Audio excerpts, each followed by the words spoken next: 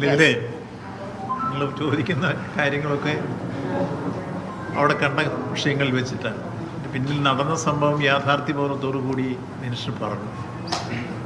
ഒന്ന്, ഇത് medical college ആരംഭിക്കുന്ന കാലഘട്ടത്തിലുള്ള ആദ്യത്തെ ബിൽഡിംഗ്, അതിന് കാലപ്പഴക്കമുണ്ട്.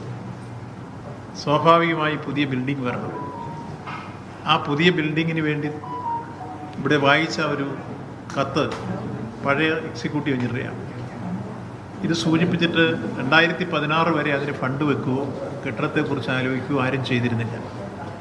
2016 ശേഷം ഒന്നാം പിണറായി സർക്കാരിൻ്റെ കാലഘട്ടത്താണ് ഇത് കെട്ടിടം പൊളിച്ച് പുതിയ കെട്ടിടം ഉണ്ടാക്കാൻ വേണ്ടി ഫണ്ട് വെച്ച് കിഫ്ബി പ്രോജക്റ്റ് വന്നു. ആ പ്രോജക്റ്റ് നടപ്പാക്കുന്ന 2020 കോവിഡിന് ശേഷമാണ് പണി ആരംഭിക്കാൻ കഴിയും. 526 കോടി രൂപ സർജിക്കൽ ബ്ലോക്കിനും സൂപ്പർ സ്പെഷ്യാലിറ്റിക്കുമായിട്ടും അനുവദിച്ചു. അതിലാദ്യം സർജിക്കൽ ബ്ലോക്ക് തീർക്കാൻ വേണ്ടിയുള്ള നിർമ്മാണ പ്രവർത്തനം ആരംഭിച്ചു. 565 ബെഡും 14 ഓപ്പറേഷൻ തിയേറ്റർ, പണി 99% തീർന്നു. കഴിഞ്ഞ 30-ാം തീയതി ഇവിടെ ഇതേ ഹാളിൽ ചേർന്ന് ബഹുമാനപ്പെട്ട മിനിസ്റ്ററെ കൂടെ വിളിച്ചു വരുത്തി, ഞാനും ഉണ്ട്, ഞങ്ങളെല്ലാം കൂടെ കൂടി ചേർന്ന് ജൂലൈ മാസത്തിൽ പേഷ്യൻസിനെ ഇങ്ങോട്ട് ഷിഫ്റ്റ് ചെയ്ത് ഉദ്ഘാടനം പിന്നീട്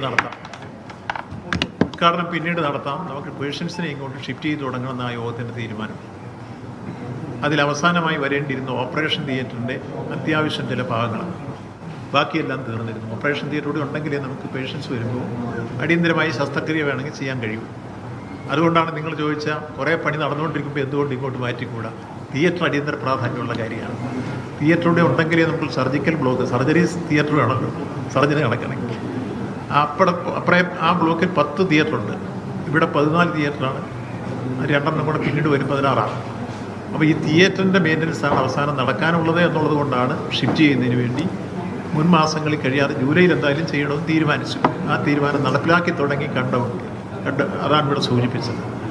അത്രയും ഒരു കാര്യങ്ങൾ നീങ്ങിക്കൊണ്ടിരിക്കുകയാണ്. ആ നീങ്ങിക്കൊണ്ടിരുന്ന ഘട്ടത്തിലാണ് ഈ സംഭവം ഉണ്ടായത്. നിർഭാഗ്യകരമാണ് ആ സംഭവം. നമുക്കെല്ലാം വിഷമവും വേദനയും എല്ലാം ഉണ്ട്.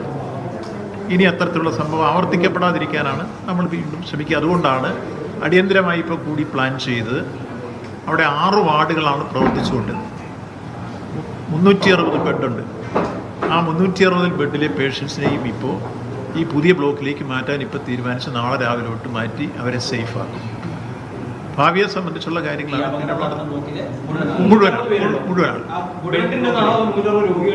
360 6 ബ്ലോക്കാണ്. 6 വാർഡുണ്ട്. 6 ഒരു വാർഡിൽ 60, 6 36. അതിലെല്ലാവരെയും ഇങ്ങോട്ട് മാറ്റാൻ ഇപ്പോൾ തീരുമാനിച്ചു.